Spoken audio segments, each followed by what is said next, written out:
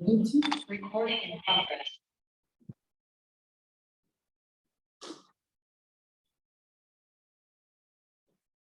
Sorry, just a minute.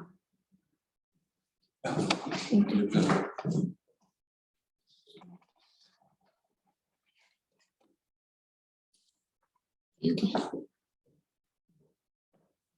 So under the engaging actions, we'll be looking at the participatory approach that was adopted, and then we'll be looking at our communication awareness campaigns. We'll be looking at the community animal health workers training, that's the CAWS, community animal health workers training and involvement, and then we'll be looking at what next. So quickly under our participatory epidemiology and socio-economic surveys, we employed the participatory approach to connect with communities to benefit from their knowledge about the Newcastle disease and the PPR disease, to assess their perception. We want to know how the disease has been with them, what experience have they been having with the disease. So we wanted to know their perception of the diseases as well as the mitigation strategies they have been adopting before time, to cope with these diseases. And so to be able to achieve this, we had 40 focus group discussions with livestock smallholder farmers in Plateau State. And then we had 44 in Bauchi State. And these group discussions were based on gender. So we had one for the male focus group, and then we have the one for the females, because it's kind of a gender sensitive environment. So to be able to understand how the females, how the women saw these diseases, and then the men themselves. So we had to have group discussions focused at each gender. And then for Kano State, we're also planning 20. Now, the key outputs, to be able to achieve these surveys, we had to train staff of the MPRI and the science themselves to be able to understand how to get the information needed from the farmers. We had to help them know how to ask questions in a way that they will get understanding of the farmers' perception about these diseases. And then we were also able to raise awareness about Newcastle itself and pest during the discussions. So we're able to understand the farmers' experience and then guide them into knowing that the signs they were seeing, they were for ND or for PPR. Now, development of recommendations tailored to the community context and reality. So based on the reality of each community, based on what they experienced, we're able to guide them, giving them recommendations. And then analysis of the information collected at the community level to develop key messages to help preventing and controlling the PPR disease. And then dissemination of recommendations to the community and local veterinary services. So these were the key outputs. Now, to be able to achieve the outputs at the first slide, we had advocacy visits and engagement of community leaders. Now, these were in two categories. First, the veterinary service authorities of each state. So we had to approach them to let them know that this is what we are doing in their communities and to also gain their support. And then we now had to move to the district and village heads, the community heads themselves, to be able to inform them that we would need to have access to their farmers. And we have to let them know this and this are the things we want to do with their farmers. We want to get information from their farmers so that we can provide help, to them. Now, under the engagement activities as well, we had communication awareness campaigns. So those earlier ones, it's targeted at external and internal stakeholders. Now, the first two slides were for the farmers, the communities. Now, this is targeted towards the external stakeholders. And so we had a webinar, we had a PPR webinar this year, that was in June. So the topic was about epidemiology and socioeconomic context of PPR in Nigerian smallholder livestock communities. So we had to now assess the situation from the higher institutions' perspective. You know, usually when issues like this come up in the communities, they usually look up to people with understanding who know how to handle these diseases. These are usually the vets and the vet clinics. So we have to bring them together, higher institutions in different regions of the country. We had 6 speakers who now told us about their own experience from surveys they've carried out in communities around them where these institutions are situated. So surveys they've carried out, things they've found out in those communities around them. So there was a very productive discussion, and then we also had participants from NGOs from like 4 other countries that joined us. So the webinar was really successful, and we have videos of that on our social media and on our YouTube channel. We'll get to that shortly. Now, also focused at the external stakeholders, we usually engage them on social media.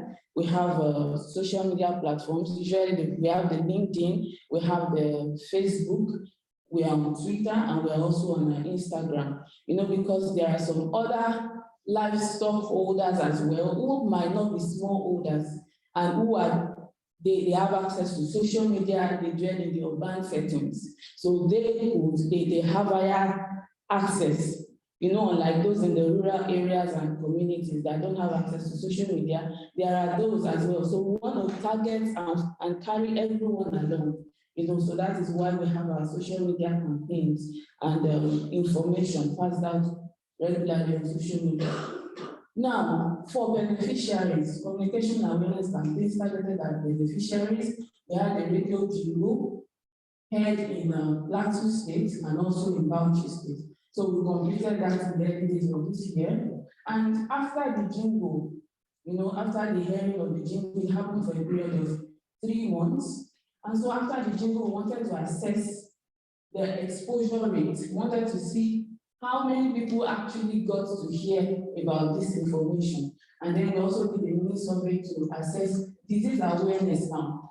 After listening, we now wanted to know if more people are actually aware of the Newcastle disease and the PPR disease. We also tested for the attitude and practice. Now, under the disease awareness, we realized that at least, now based on the setting where we carried out this hearing, as you can see in the picture, it's the men that usually go with radios around. So they had more access to the information on the radio. They had more access to the jingle. But eventually we also tested for practice. We realized that at least it increased a little. It increased. So we are working towards having more attitude change, towards vaccination, particularly. Now, moving on, we also engaged distributors. So when we are creating awareness about Newcastle and PPR, asking people to vaccinate, we also have to bring the vaccines closer to them. So we have to engage with distributors. So we need vaccine distributors to community animal health workers who have been trained. And so we linked them, we brought them to their training sessions. So this was one scenario where the woman came, she brought the vaccines in a flask, and she was able to, in fact, that was really interesting. She was encouraged by the response of the cows, and so she even gave some other vaccines for free, just to motivate the community animal health workers. And so we see that it was a success, because eventually we asked from the distributors themselves to find out how was sales, this year, and they told us that they had this amount of doses sold, 72,800. So which is not a bad number, it's quite encouraging.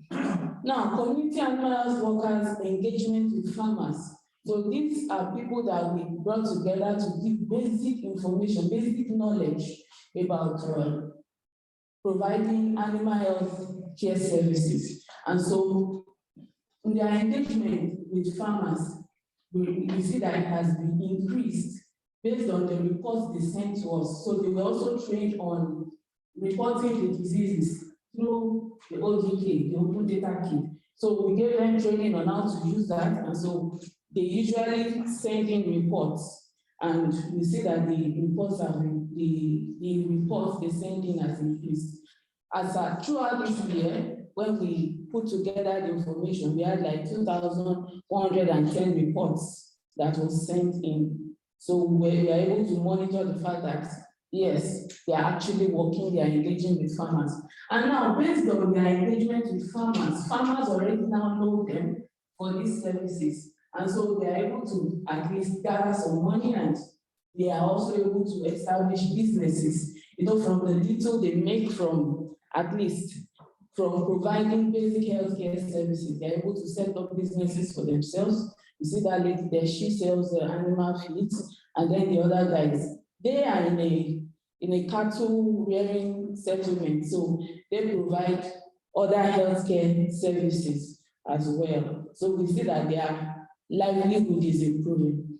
Now, we're also able to engage with the international community. We participated at the EU Open Day earlier this year, and we're also able to meet with stakeholders as well from other sectors. So to this effect, we produced this flyer. So that was when we made this flyer, so that we could provide information. And really, it was useful. It was really useful because, the people that came, they knew that the EU made efforts in the area of education and other sectors, but it was new to them that EU could contribute to livestock as well. So they were encouraged, they were quite happy.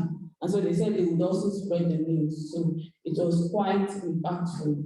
Now, we also have, it was this year, we opened a YouTube channel to disseminate videos of our activities. So the surveys we were able to carry out, the participatory epidemiological survey, socioeconomic survey, and the results we are generating, we put them together in form of videos.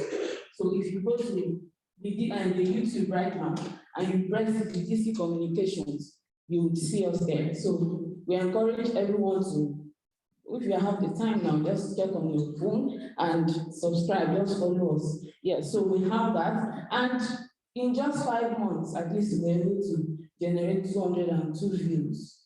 Okay, so now, what next? Based on all the things we've been able to do this year, we'll have to consolidate. So we'll continue data gathering, we'll continue the process of data gathering and stakeholder updates. So based on the surveys, now we have the results from the surveys carried out in Plateau State. The ones carried out in Bauchi, they are already working on it. And so when the results are out as well, we update our stakeholders. And then implementation of information and awareness campaigns on PPR and Newcastle disease in Kano State. So we've already worked in Plateau, we've worked in Bauchi, now we are moving forward to Kano State.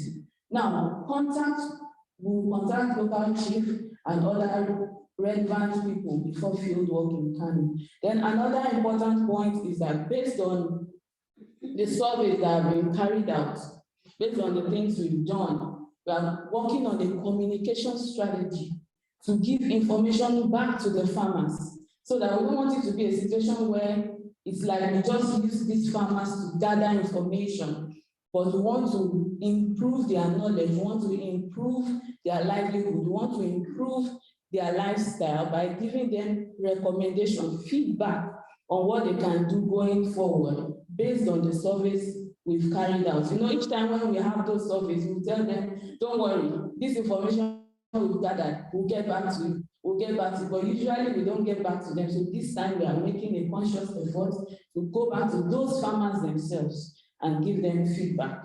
So these are the things we are planning for next year. Then we'll also continue to communicate projects to local authorities. So these are the plans for next year. Thank you very much.